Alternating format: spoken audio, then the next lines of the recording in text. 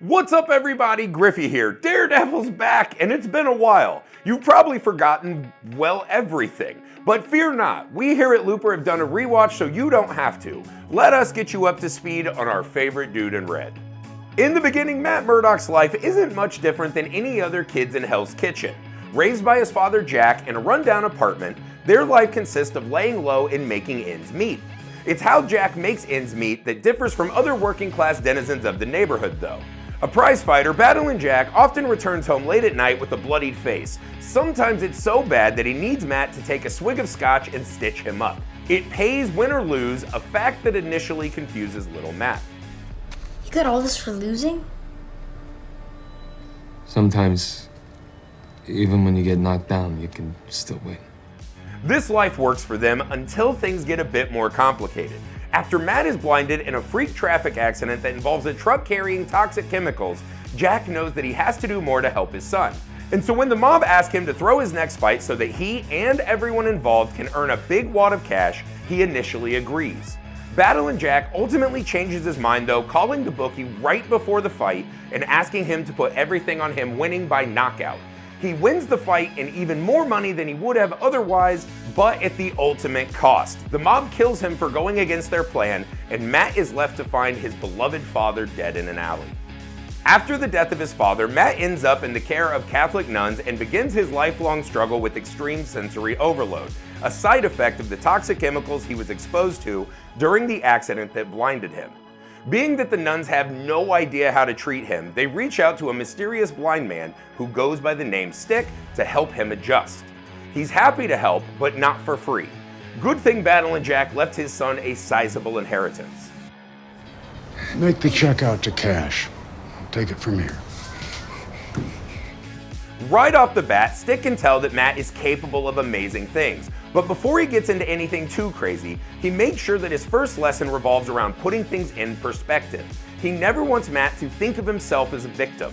During their first sit down, he buys Matt an ice cream and tells him how lucky he is that he wasn't born blind. And when Matt describes what his sensory overload feels like and how overwhelming it can be, Stick says, You know what they call stuff like that? Gifts. The special kind. Once they understand each other, the real training begins. Stick teaches Matt to feel the breeze of his enemy's movement.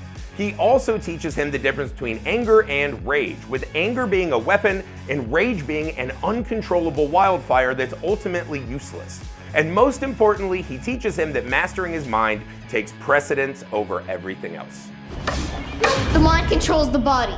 The body controls our enemies. Our enemies control Jack by the time we're done with them. Right. After training for a while and getting good enough with his skills to stand toe-to-toe with Stick, Matt gives his mentor a gift. A bracelet made from the wrapper of the ice cream Stick bought him the first day they crossed paths. To his surprise, Stick crushes the wrapper in his hands and tells him that his training is over and he can't help him anymore. When Matt asks why, he tells him, I expected too much of you. Turns out he's just too sentimental for Stick. Matt ends up doing just fine for himself though. He studies law and starts a small firm with his college friend Foggy Nelson. The two hope to represent all types of underdogs in Hell's Kitchen and fight corruption in all of its elusive forms. But that's the thing, while the law works in some cases, it often leaves plenty to be desired. So by night, Matt dresses in black, throws a rag on his head, and prowls the streets using his heightened abilities to hunt down those who have eluded the justice system. Hell's Kitchen is infested with all sorts of criminals, and he just wants to beat the snot out of anyone who fits the bill. Case in point, the first people he deals with are a random group of sex traffickers caught in the middle of stuffing a group of young women into a shipping container. Though he effortlessly saves them, he hasn't made a dent when it comes to cleaning up Hell's Kitchen in a meaningful way. He doesn't need blood, he needs names. It's not until a secretary by the name of Karen Page shows up that Matt finally picks up on a trail that will lead him to the bigger picture. She's in serious need of legal representation, and her story goes like this. Karen works for Union Allied Construction, an outfit that oversees all of the government contracts for the reconstruction of Hell's Kitchen. She accidentally stumbles on a file that incriminates the corporation in a vast money laundering scheme and decides to bring it up with her coworker over drinks. The next thing she knows, she wakes up next to his dead body covered head to toe in his blood. It sure looks like she was drugged and framed for his brutal murder. Despite this being what other lawyers would think of as an outlandish story, Matt uses his superhuman senses to read her body language and determines her story to be truthful. I believe you, Miss Page. And of course she's telling the truth. Come on, this is Hell's Kitchen after all, and there's a whole cast of villains behind the conspiracy. There's Madame Gao, who heads up heroin production. There's Vladimir and Anatoly, two Russian brothers who handle the distribution of said heroin and also sex trafficking operations. Remember the goons Matt dealt with earlier? There's Leland, the money guy. There's Nobu, who handles protection. And then there's James Wesley, a lawyer who represents the mysterious man who runs the whole show.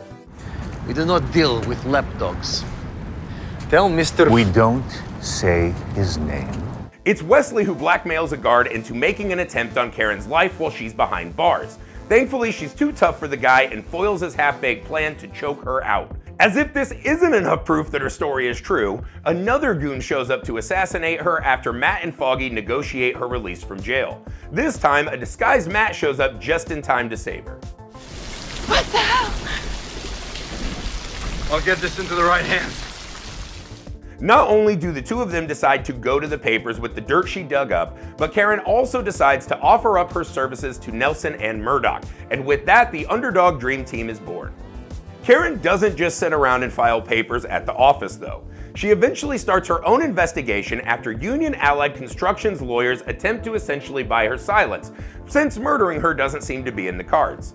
This leads her to team up with Ben Urich, the New York Bulletin reporter who published an expose after she and Matt dropped the evidence off at the paper's front door.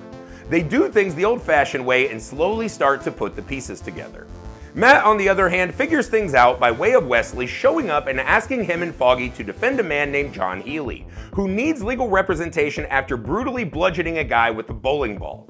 Knowing that the heinous crime is somehow connected to the man up top, he agrees to take the case in hopes of getting a name out of Healy. He doesn't give it up though, nor does he seem to be too worried about ending up behind bars. He requests that they go straight to trial, implying that the jury will be rigged and that he'll ultimately walk free. This is exactly what happens, not just because the jury is rigged, but also because Matt and Foggy make a compelling case on his behalf. No big deal, Matt just puts on his makeshift costume and beats the name out of Healy after the trial comes to an end. Fisk! Wilson Fisk! There he is, the big guy. In many ways, Fisk is the antithesis of your typical criminal. He's sensitive, appreciates art, and makes a killer omelet. He's even pretty good with the ladies, which we get to see firsthand when he first woos the love of his life, Vanessa. I'm partial to Italian. We agree on more than art. Beyond that, his hopes and aspirations regarding Hell's Kitchen aren't all that different from Matt's. Something he relates to the Vigilante the first time they hear each other's voices over walkie-talkies. I want to save this city, like you. Only on a scale that matters. His backstory even compares to Matt somewhat, being that he also lost his father when he was a kid. The biggest difference though is that he himself is the one who killed his father, not the mob. Keep kicking him! Keep kicking him! Keep kicking him! So yeah, he's a villain through and through, and a formidable one at that, in terms of both brawn and brains. Not only is he capable of decapitating Russian gangsters with his car door, he is also capable of outthinking pretty much everyone, even Matt. Without much trouble, he's able to frame the Vigilante for the murder of multiple police officers and continue on with his plan to take control of Hell's Kitchen. This next part is almost a non sequitur in season 1, but it still ends up being important later. The first thing Matt does after he's framed by Fisk is interrogate the money guy Leland. But this doesn't go according to plan. Leland tasers him and drives off. Yes, the most physically incapable baddie in the entire show gets the better of him. And who better to give Matt grief about it than his old mentor Stick? You're just gonna lie there all night?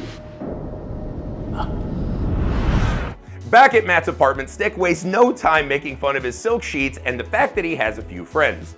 Nowhere near Spartan enough for him. Then he tells him that he's returned to save him and the entire city from an enemy much more powerful than Fisk, one that involves the Yakuza, Nobu, and a mysterious weapon with a pretty ominous sounding name.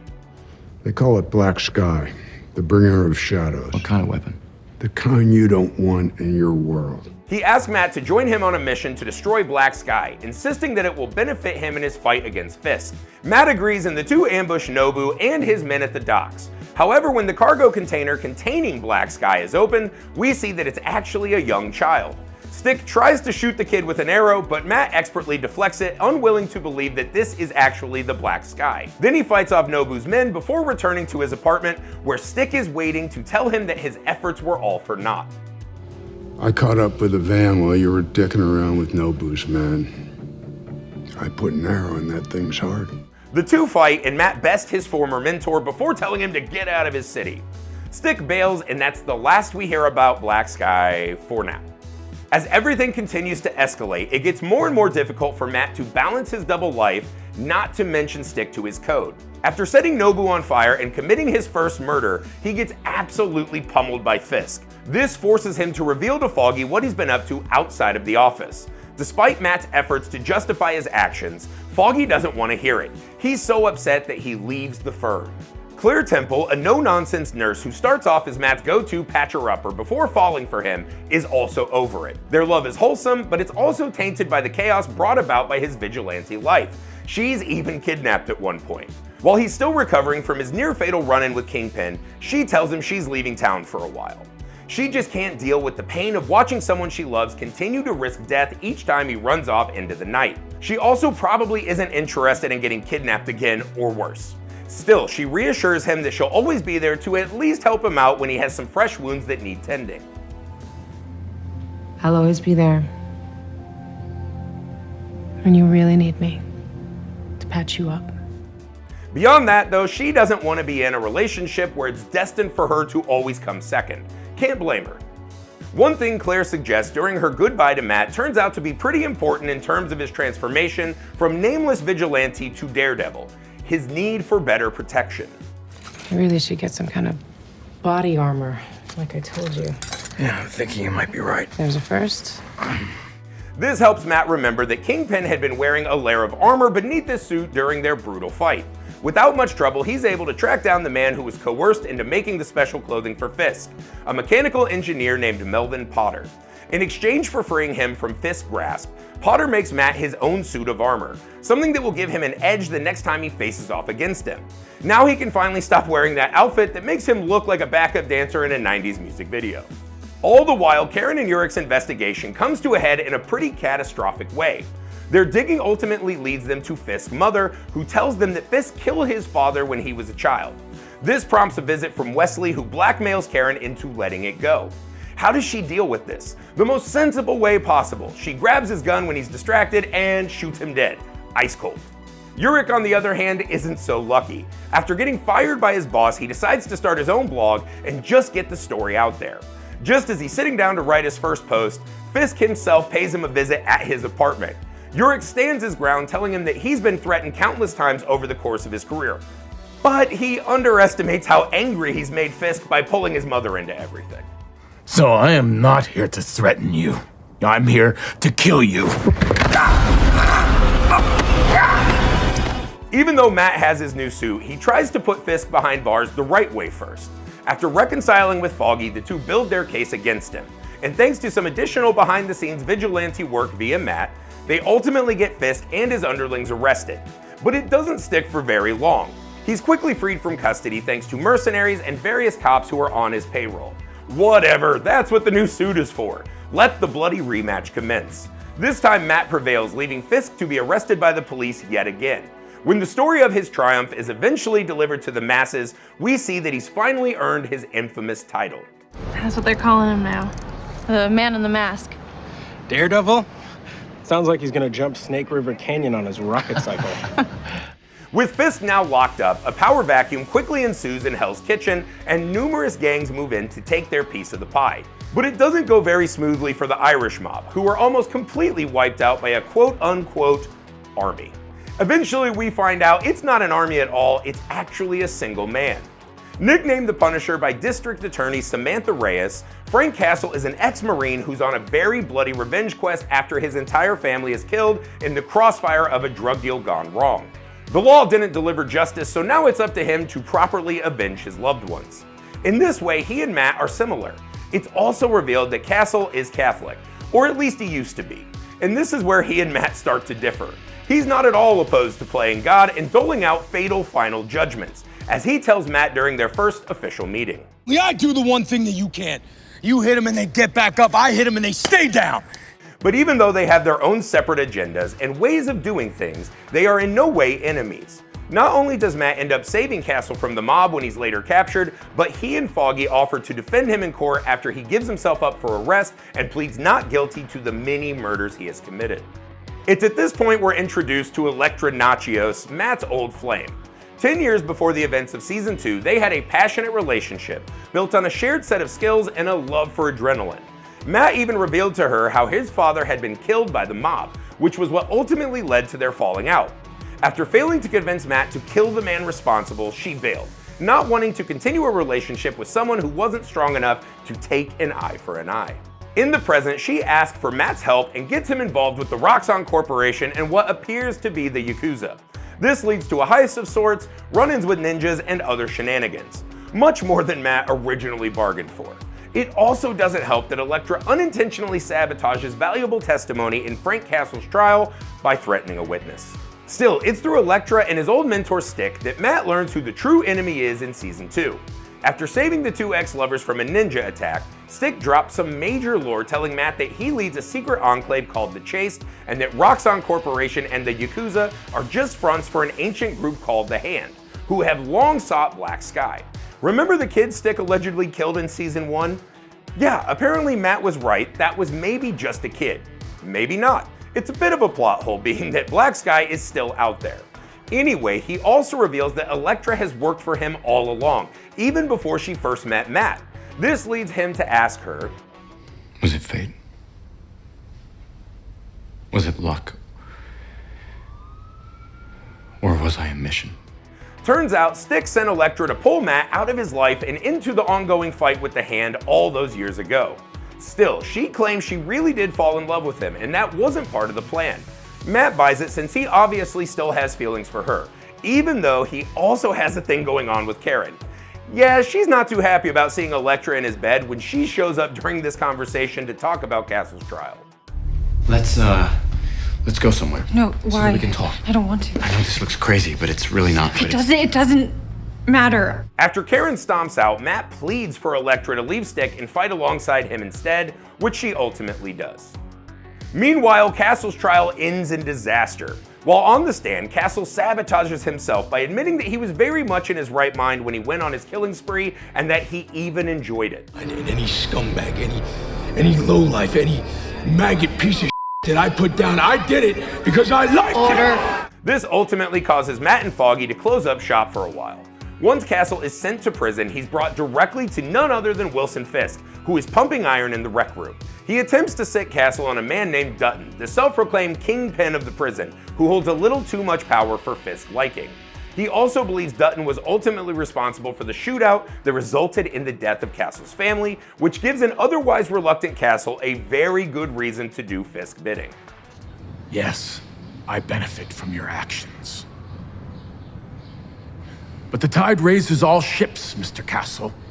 Castle does the deed, but not before interrogating Dutton first and finding out that the feds and a mysterious man called the Blacksmith were behind the drug deal that went wrong. Upon trying to leave the cell block, Castle realizes that Fisk never intended on letting him live, but that's no problem. When the guards open the prison cells that house all of Dutton's supporters, Castle does what he does best and lays waste to all of them. Is the bloody face imprint on his shirt that inspires his iconic skull logo the coolest shot in the entire season? Maybe. Afterwards, Fisk meets with Castle yet again. They trade a few blows before eventually hashing things out and coming to another arrangement. Fisk will arrange for him to escape prison so that he can seek further justice for his family, while at the same time eliminating Fisk's competition. Much is revealed in the last handful of episodes of Season 2. Matt investigates a hand facility called The Farm and finds a bunch of kids hooked up to a machine that's slowly siphoning their blood. As he rescues them, he faces off against Nobu, that dude from season 1 who we thought he killed. You're dead. There is no such thing. Yeah, apparently. Nobu then escapes with what looks to be some sort of ancient sarcophagus device. It's unclear what it is at first, but it's likely connected to the kids, who are eventually busted out of the hospital by some hand ninjas and returned to the farm. We find out through Claire's arc that it's likely used for resurrection. When investigating the bodies of some dead hand ninjas who perished in the hospital attack, she finds scars from past autopsies. When the hospital board insists on covering this up, she quits. District Attorney Samantha Reyes admits to being behind the sting that resulted in the death of Castle's family, only to be gunned down shortly after. Foggy is wounded in the same shootout, which ultimately leads him to bail on Matt and join another law firm. While researching Castle's past for an expose she's writing for the Bulletin, Karen discovers that his old commander, Ray Schoonover, who testified on Castle's behalf during his trial, is the blacksmith. Castle, freshly freed from prison, executes him. Most importantly, Matt discovers that Elektra herself is Black Sky, the mythical weapon that the Hand has long worshipped. Despite initially intending on killing Stick, she helps Matt rescue him after he's kidnapped and refuses the Hand's undying fealty. And in their final confrontation with Nobu, she sacrifices herself to save Matt. They have nothing now. I took it all away. Meanwhile, Castle arrives to give Matt some cover fire so that he can defeat Nobu. It seems that he's fully committed himself to being the Punisher. Look at that skull logo. See you around, Red.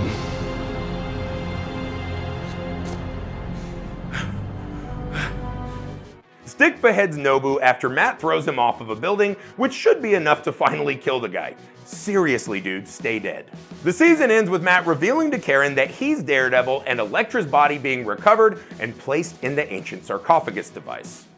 Matt's story continues in The Defenders instead of jumping straight to season 3. When the miniseries begins, we see that Matt has given up crime fighting and works as a pro bono lawyer. It's not until he ends up as Jessica Jones' legal counsel that he gets pulled back into the ongoing war with the Hand and once again dons his Daredevil suit. Alongside Jones, Luke Cage, and Iron Fist, Matt discovers that the Hand has resurrected Elektra so that she can fulfill her role as the Black Sky.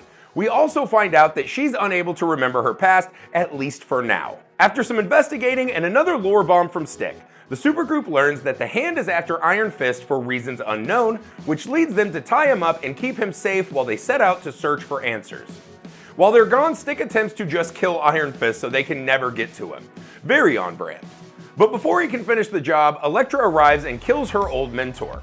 After this, she kills Alexandra, the leader of the Hand, and assumes control of the group. This is when we find out why the Hand wants Iron Fist. It's only through his power that they can open a door that lies deep underneath the building. Behind the door is the skeleton of a dragon which contains the substance the Hand uses for resurrection. After their plot to blow up the building and stop the Hand goes awry, Matt implores his Defender pals to escape while he stays behind to deal with Elektra, who he still kind of has a thing for. She seems to as well, despite fully giving herself over to the role as a living mythical weapon. We're together. Something I've wanted since I first laid eyes on you. The bomb goes off, leveling the building and burying them both beneath the rubble. But this isn't the end, at least not for Matt. The last thing we see is him recovering with the nun by his side. This is where season 3 of Daredevil picks up. Turns out he's being cared for at the same orphanage where he was raised as a child, and he has a lot of healing to do. I'm deaf in my right ear, and I can't even walk to the bathroom now. Yeah, I'm pretty banged up. But it's not just his body that's taken a beating.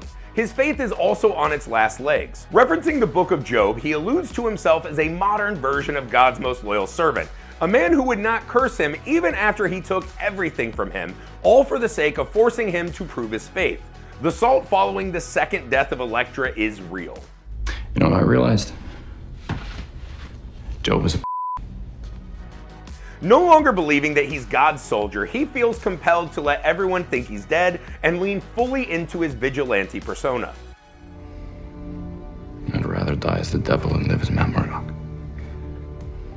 This all plays into the way he carries on his war against Wilson Fisk, who is still playing the game behind bars when the season begins. For the sake of keeping Vanessa out of prison, he gives the FBI intel that leads them to arresting a bunch of Albanian gangsters, which also leads to him being shanked in the weight room. Snitch. Afterwards, he's able to convince pliable FBI agent Ray Nadeem to release him from prison and keep him in home detention where he can work as a full-time informant. Nadeem is a family man who's experiencing financial difficulties due to his sister-in-law's cancer treatments. Wonder if that'll come into play later. During his transfer, the convoy is attacked. While most of the FBI agents are killed in the process, Fisk is saved by an agent named Benjamin Poindexter, a man with almost supernatural accuracy who doesn't think twice about executing the remaining attackers. More on him in a bit. Fisk takes up residence in the penthouse suite of a hotel, much to the chagrin of the entire city once it becomes public. Protests erupt and Karen begins an investigation for the New York Bulletin, where she now officially works as a reporter. After regaining his strength, Matt jumps back into the mix and investigates the hotel Fisk is holed up in. Outside of the hotel, he begins to have hallucinations of Fisk, who attempts to convince him that he's responsible for the deaths of his father, Stick, and Elektra. Looks like he still has plenty of spiritual healing to focus on. They all died because of you, Matthew. Though he doesn't come up with anything useful at the hotel, he eventually interrogates Benjamin Donovan, Fisk's lawyer, and learns that Fisk is working with the feds for Vanessa's sake. Before he can figure out where she is or anything else that might help him, he's forced to escape. This is when he decides to let Foggy know that he's still alive, but only so that he can warn him that Fisk is up to his usual shenanigans and that he and Karen are both in danger. After imploring him to stay out of his way while he attempts to bring Fisk down once and for all, he tells Foggy that he can't be his best friend anymore, only because he doesn't want anyone else he loves to get killed because of his actions. Matt Murdock isn't going to be a part of me anymore. I'm leaving him behind. Pretty sad, but it's fine. After some convincing by Marcy, who Foggy has gotten back together with, he decides to pursue Fisk in his own way by running for DA. Turns out there's one additional reason Matt goes to see Foggy. He needs his credentials so that he can impersonate him and gain access to the prison where Fisk was held. Once he cons his way inside, he asks an old client for info about the Albanians that Fisk ratted on. The client isn't interested in risking his own neck though, so he just punches Matt and gets carried off.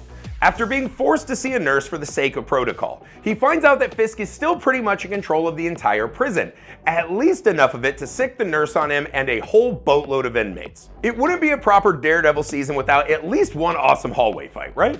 Eventually, he ends up being cornered by the Albanians, who he convinces to let him go after he promises to send Fisk back to jail, where they can deal with him however they please. They give him some very important info about the rec room attack that prompted the FBI to transfer him to home detention. Fisk shanked Fisk. He bribed some life to stab him. They also give him the guy's name, Jasper Evans. Then he makes a harrowing escape as everything devolves into a full-blown riot, only to be driven into the river afterwards. Of course he survives. Can't kill a guy who survived an entire building falling on him with a little water. When Fisk finds out, he tells Nadeem that Matt is his criminal fixer in hopes of using the FBI to put an end to his meddling. Meanwhile, Karen's investigation for the Bulletin leads her to Nita Kazemi, who informs her that her father, the original owner of the hotel, sold it to a company represented by Benjamin Donovan. She's also led to believe that Matt might still be alive, which is later confirmed by Foggy. Then she learns that a convict by the name of Felix Manning is involved with the company that bought the hotel from Kazemi's father. When she confronts him about this, things go a little south. Turns out he knows quite a bit about her family. He even knows something about her brother's death, which is not good for Karen because she's actually the one responsible for it. There's a whole flashback episode that goes into it. Tragic stuff. The point is that Manning ends up being a dead end, at least for Karen.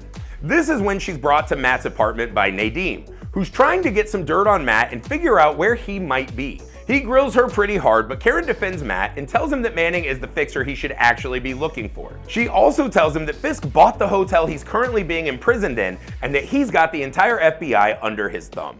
This is where Special Agent Dex comes into play. Dude's got some issues to say the least. We know he has no qualms with killing people, which is shady enough. We also learn through his routine FBI psych evaluation that he secretly stalks a woman named Julie, also creepy. But the real meat of his issues is revealed when Fisk does some digging and learns that he's an orphan who killed his baseball coach when he was a kid. Why, you might ask? Because he didn't let Dex pitch an entire game.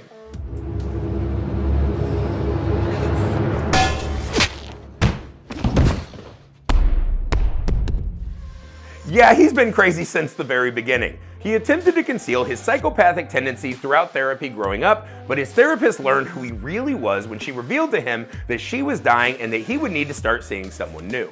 I want to kill you for dying,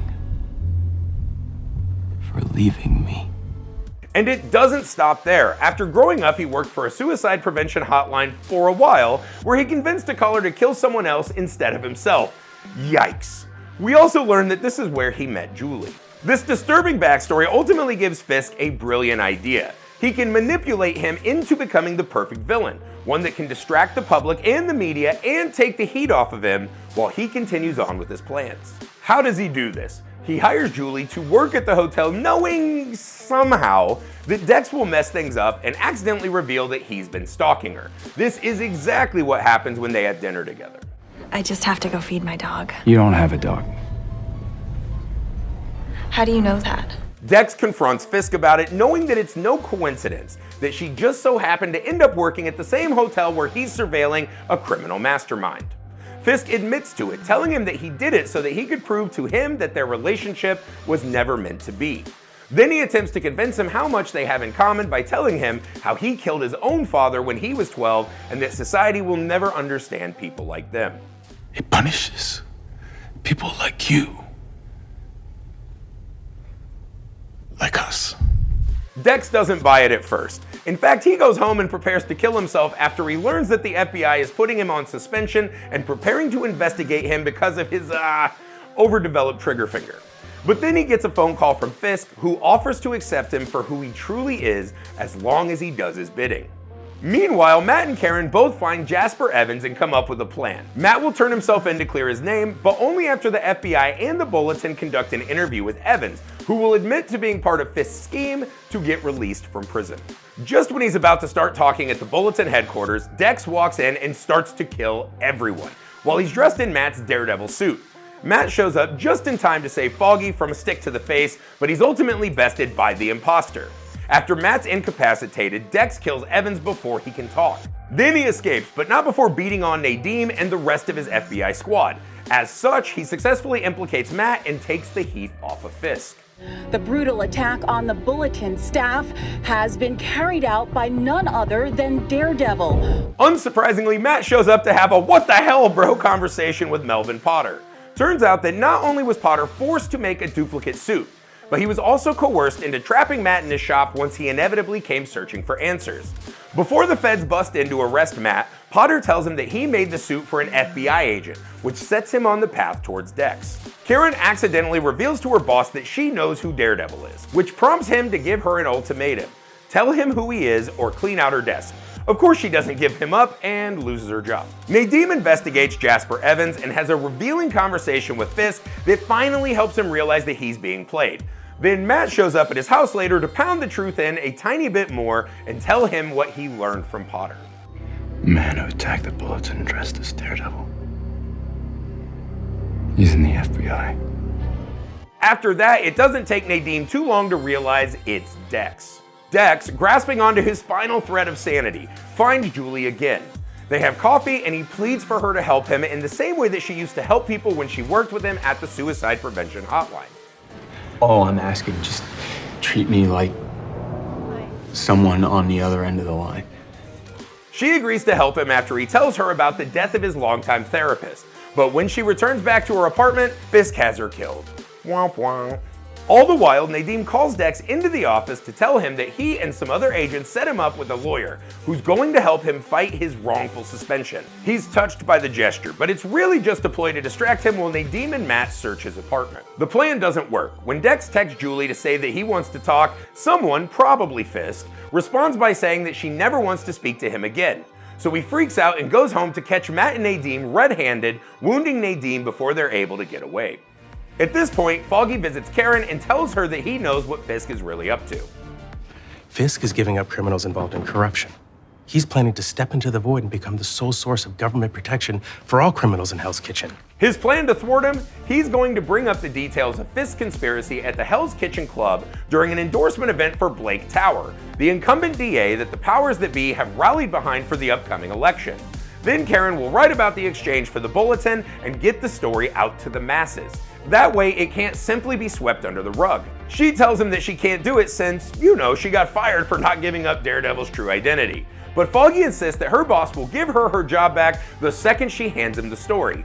It would all probably work, in theory. Instead though, Karen bails and goes to confront Fisk and provoke him into attacking her on camera.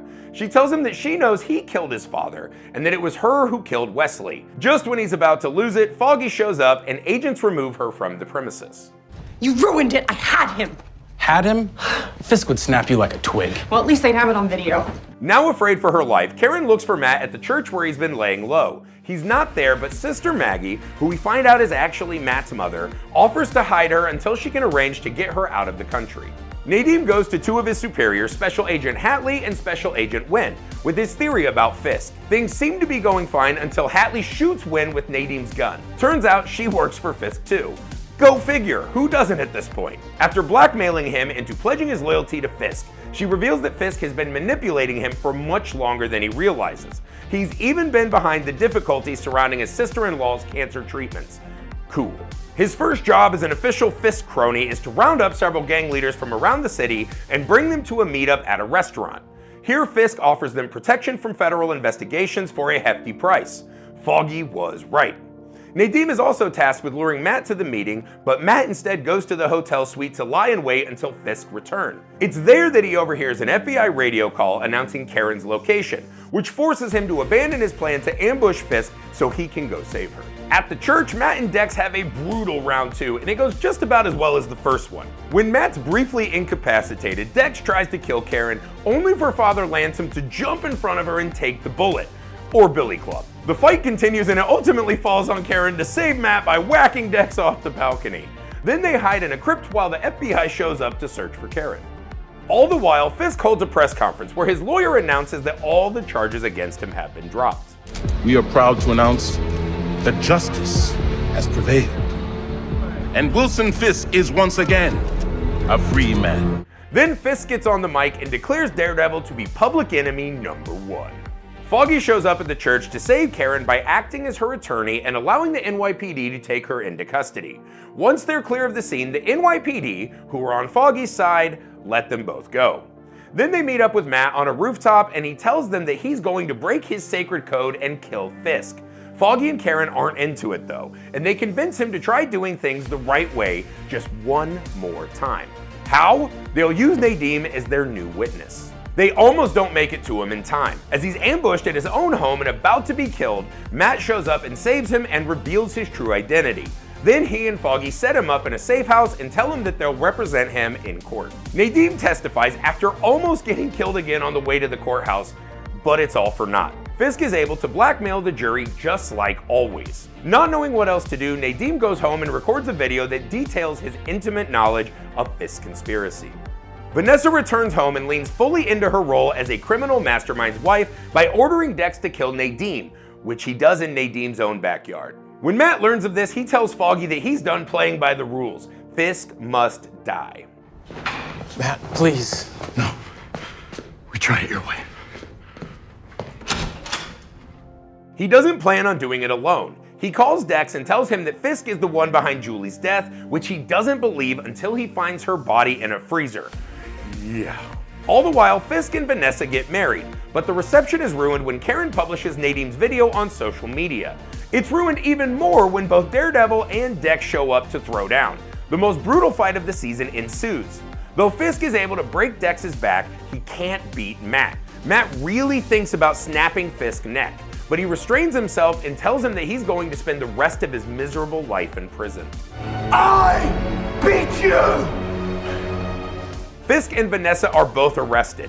Matt reconciles with his mother and also with God. And the season ends with Matt, Foggy, and Karen having dinner together and deciding to work together again. Woo! Okay, so that's how Daredevil came to an end before it was canceled. But what about the Punisher show? After the events in Season 2 of Daredevil, Castle goes on to finish off the remaining gang members who played a role in his family's death, but this leads him to discover an even deeper conspiracy that involves an old teammate, Billy Russo, and the entire US government, or at least part of it. Turns out his family was killed as part of a scheme to cover up a controversial operation he participated in while he was part of an elite special forces team in Afghanistan. You killed my family to get to me. Misdirection. We figured if there were enough dead bodies, nobody would really care to look close enough at any given one of them.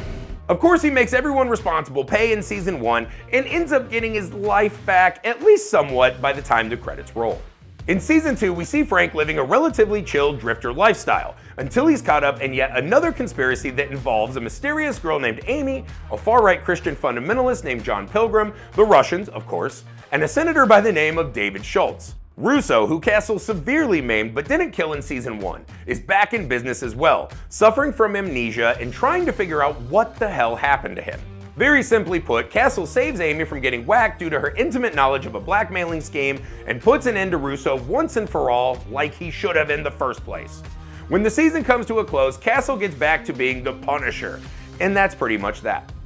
Next on the docket, Daredevil cameos. They're super short, but still relevant. Matt Murdock makes a brief appearance in Spider-Man No Way Home, where he helps Peter after he's framed for the death of Quentin Beck. After that, he shows up in She-Hulk Attorney at Law, where he shares the courtroom with Jennifer Walters and also her bed. His walk of shame afterwards is quite the tonal shift after everything we've seen in Daredevil, but it plays into the She-Hulk vibe perfectly.